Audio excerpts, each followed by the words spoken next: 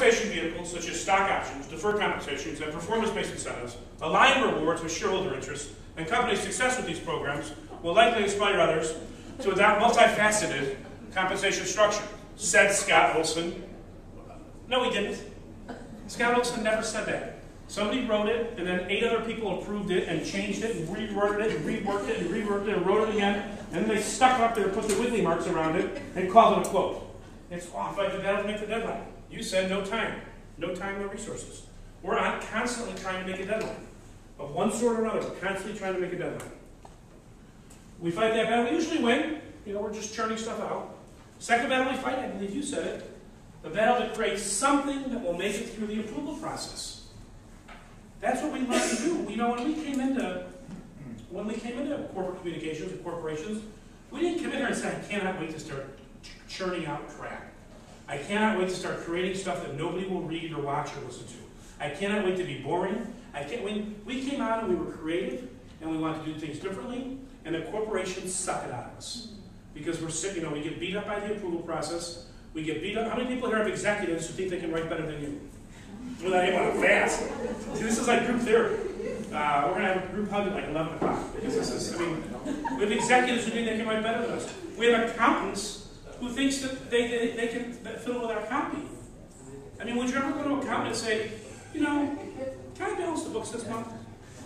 Just for kicks? No, we would never do their job. We'd never go to an engineer and say, can I fiddle with your blueprint on that bridge design? No, we would never do that. But yet, they come to us and think they can rewrite our copy, tell us what to write, change our headline, change our quote, rewrite our quote. Somehow, the approval process has gotten away from us. It should be a good thing. The approval process should be a good thing. It should keep us out of trouble. But it shouldn't be an approval process. It should be a fact-checking process. We should take our content. How do you pronounce that? Giddy? That's pretty. How do you pronounce that? Eisenbach. Giddy Eisenbach. We should pretend that this is an article. Sorry, we should give it to them and say, hey, check it for accuracy. Make sure we didn't make any mistakes. Don't change the quotes. Don't change the headline. Don't change the lead. Don't tell me what I can and cannot. I'm the communicator. I'm the expert. I don't tell you what to do. I need you to check my facts. But somehow we don't do that. Somehow we go and say, do with it what you will. How many people have turned an article in and gotten something back that was completely mangled beyond all recognition? Because that's what people do. That's what happens. So these are the battles that we're fighting.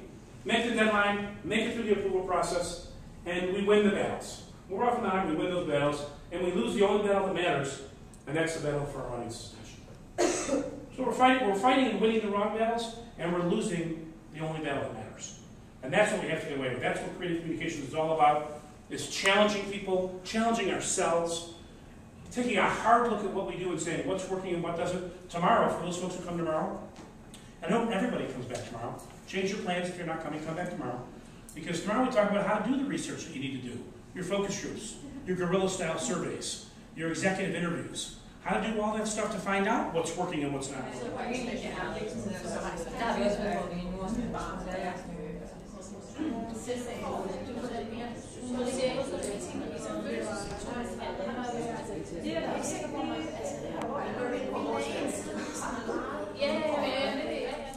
Don't ask permission for everything all the time. Again, a lot of people say no to a concept, and then when they see it in reality, they're like blown away. They say no because it's different. Oh my God, we've never done it that way before. But then when they see it, because you've created it, they're like, oh my God, that's pretty cool. That'll probably work.